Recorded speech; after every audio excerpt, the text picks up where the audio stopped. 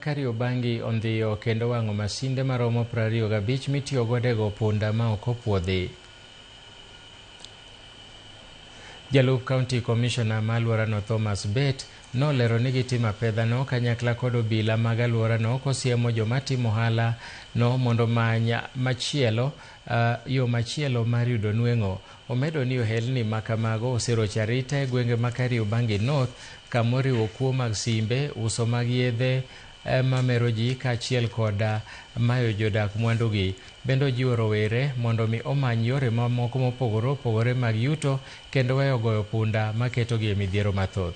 Embakasi wa sub-county ama kaunti ndogo ya Embakasi Kaskazini.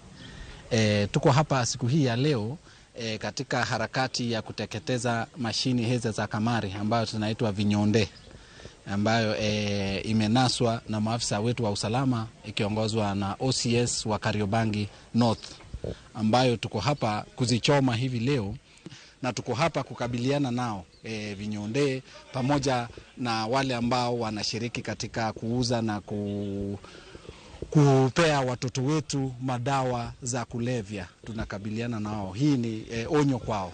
Leo tunachoma mashine 25 ambazo ziko hapa. Tunarai wenzetu kote kote kwamba tuweze kushirikiana kwa pamoja ili kuangamiza vitu kama hivi ambavyo vimetuharibia jamii. Serikali ya Kenya iko na mikakati mzuri ya kukabiliana na wao.